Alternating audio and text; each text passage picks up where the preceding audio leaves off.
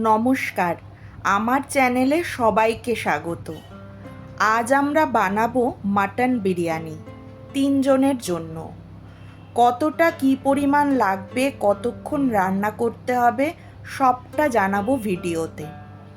Mutton biryani চট করে তৈরি হবে না, তাই ধৈর্য ধরে ধীরে ধীরে বানাতে হবে। প্রথমে আমরা নেব 650 গ্রাম মাটন আর 2 টেবিল চামচ টক দই। এবার নেব 2 চা চামচ গোলমরিচ, 2 চা চামচ কাশ্মীরি লঙ্কার গুঁড়ো, গোলাপ জল 1 টেবিল চামচ, কেওড়া জল 1 চা চামচ, মিঠে আতর 1 চা চামচ। আর নেব এভারেস্টের বিরিয়ানি মশলা 50 গ্রাম। এবার সব কটা জিনিসকে মাটনের সাথে একে একে করে মেশাতে হবে, তারপর ভালো করে মেখে নিতে হবে। মেখে নেওয়া মাটনটা 1 ঘন্টা আমাদের রেখে দিতে হবে। এবার প্রেসার কুকারে 300 ml জল আর ম্যারিনেট করা মাটনটা দিয়ে দিতে হবে। 2 চা চামচ নুন দেব, আর তারপর যে খোসা ছাড়ানো আলুগুলো রয়েছে সেগুলো দিয়ে দেব। আমি 3 জনের জন্য 3টে গোটা আলু নিয়েছি। এবার বেশি আঁচে 15 মিনিট আর তারপর কম আঁচে 15 মিনিট সেদ্ধ করে নিতে হবে।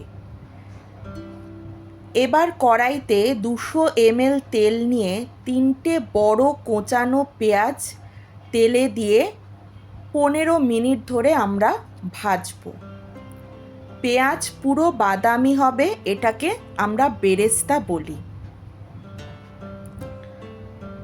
পুরো এরকম দেখতে হবে বেরেস্তা।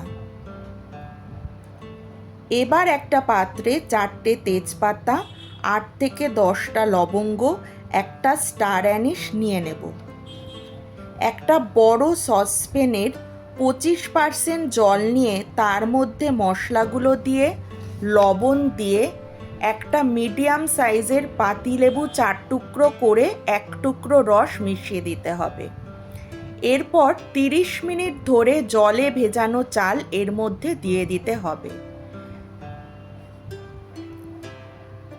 আমাদের ভাত তৈরি হয়েছে। চালটা পুরো সিদ্ধ করবেন না, 80% হলেই গ্যাস অফ করে দেবেন। এবার কড়াইতে 150 ml তেলে 5 গ্রাম আদা আর রসুনের 2-3টে কোয়া থেতো করে দিন, আর তার সাথে একটা জয়িত্রী নিয়ে হালকা করে ভাজুন। এবার সিদ্ধ মটন আর আলুগুলো এর মধ্যে দিয়ে দিন। এবার এর মধ্যে দিন আরও 50 গ্রাম বিরিয়ানি মশলা। পরে 2 চা চামচ গরম মশলা এর মধ্যে অ্যাড করতে হবে।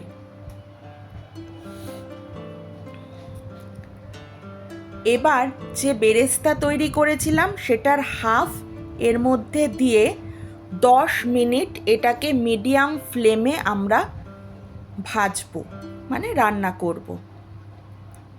এবার সসপ্যানে একটা লেয়ার রাইস আর একটা লেয়ার মাটন আর আলু দিতে হবে। এরপর গ্রেভিটা অ্যাড করে দেব। এটা ক্রমাগত করতে হবে। আবার রাইস নেব, আবার মাটন আর গ্রেভি, মানে পুরো জিনিসটা শেষ না হওয়া পর্যন্ত এইভাবে আমাদের প্রিপারেশনটাকে রাখতে হবে। এবার বাকি যে বেরেস্তাটা আছে সেটা এখানে আমরা মিশিয়ে দেব।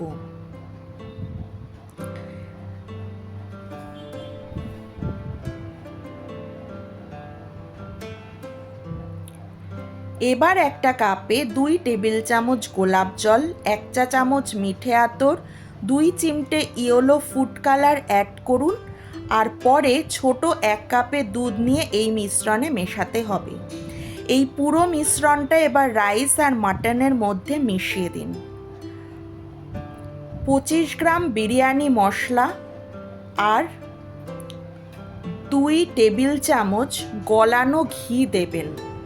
আমি গলাতে ভুলে গেছিলাম, কিন্তু আপনারা গলিয়ে দেবেন, তাহলে আরও বেশি ভালো লাগবে।